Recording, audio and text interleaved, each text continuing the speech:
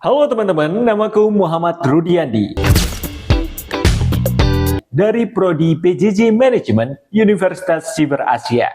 Nah, kali ini aku mau bahas salah satu hal yang menarik nih teman-teman, yakni peran baru atau profesi baru di era digital.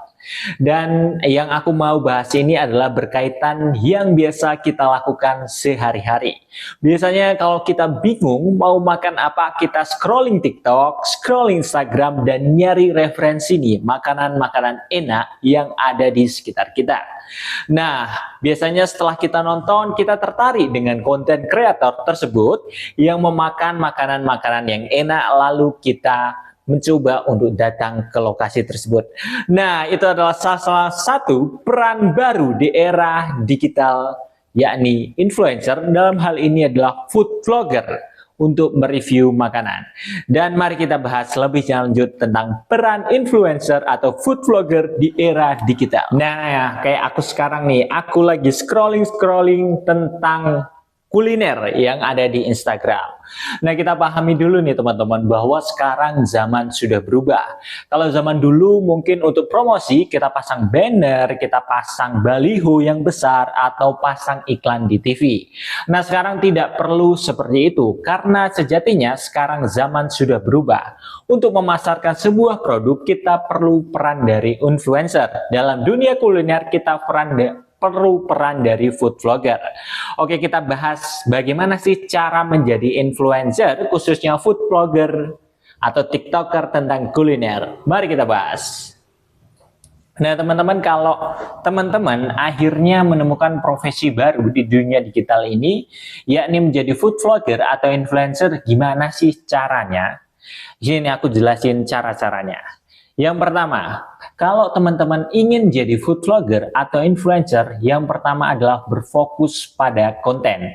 Karena ada istilah yang menyebutkan content is the king. Ketika konten teman-teman itu berkualitas, memberikan value added atau memberikan pemahaman baru ke orang, maka viewer atau penonton teman-teman itu cenderung stay menonton, dan pada akhirnya ketika konten itu banyak yang menonton, banyak yang stay, maka akan terus berkembang dan kita bisa menciptakan konten-konten lainnya.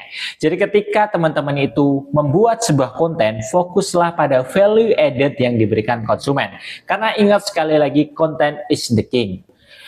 Yang selanjutnya adalah hal yang paling penting nih teman-teman. Kalau teman-teman itu menjadi seorang influencer, dalam hal ini food vlogger, hindari langsung hard selling.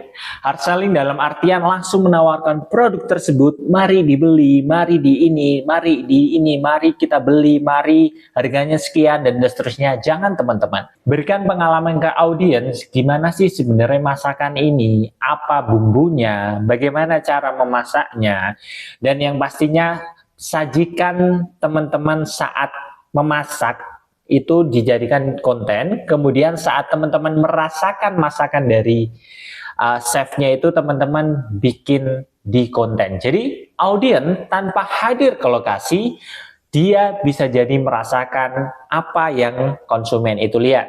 Dia jadi melihat nih bagaimana proses pembuatan dari produk. Dia jadi merasakan gimana sih gambaran rasanya, sehingga nanti ketika dia datang, dia tidak no clue nih teman-teman. Dengan adanya konten teman-teman, dia jadi tambah value added dan kemudian jadi ingin membeli. Jadi utamakan adalah soft selling, jangan hard selling. Berikan pengalaman dulu, baru terakhir kamu berikan ajakan untuk membeli, atau tidak perlu ajakan untuk membeli, cukup tampilkan produknya di mana alamatnya. Ketika konten kamu itu berkualitas, maka orang-orang akan cenderung untuk datang untuk membeli. Nah, yang selanjutnya yang tidak kalah penting adalah bangun koneksi atau keterikatan dengan audiens teman-teman. Kalau misalnya ada yang komen di postingan yang teman-teman buat, jangan diabaikan teman-teman. Bangun keterikatan, atau di media sosial, di influencer, di food vlogger ini dikenal dengan engagement, jadi keakraban. Ketika teman-teman itu membalas, mereka akan terjadi koneksi nih. Kemudian ketika teman-teman membalas komentar mereka, mereka senang dan akhirnya memfollow, dan biasanya mereka akan terus menonton konten-konten yang disajikan bahkan dari awal hingga akhir. Jadi perhatikanlah engagement atau keakraban dengan audiens ketika sudah mulai banyak yang berkomentar. Yang terakhir adalah bangun personal branding teman-teman.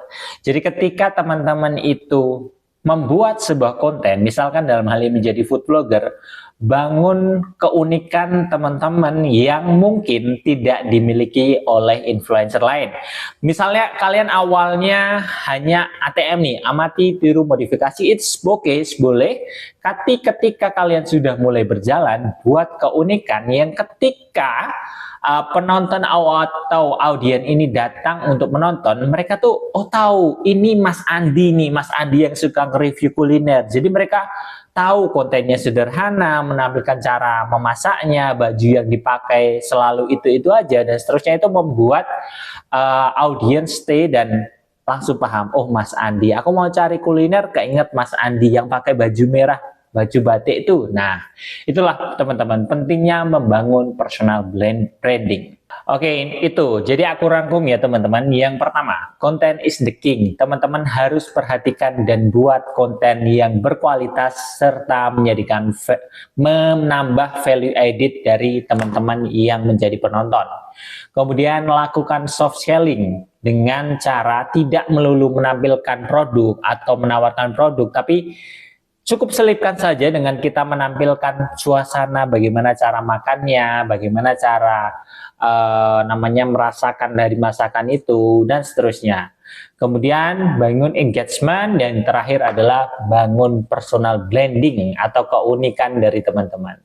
Mungkin itu saja sih tips dari aku bagaimana kita membangun profesi baru, dalam hal ini adalah food vlogger di era digital. Nah, ayo teman-teman, sekarang nih kalian kan pasti punya HP, punya kuota, jangan dimanfaatkan untuk scrolling TikTok doang, scrolling Instagram doang, tapi ayo bangun profesi baru di era digital marketing dengan jadi food vlogger atau influencer sesuai hobi kalian. Dadah! Oh iya, ini adalah contoh video aku yang udah berhasil raih ratusan ribu view di TikTok. Selamat mencoba. Nih, ini 39.900, ini ada 53.000, 175.000, terus ada 132.000. Jadi ini kontennya berfokus di food vlogger. Nah, ini yang ya. Terima kasih Mas.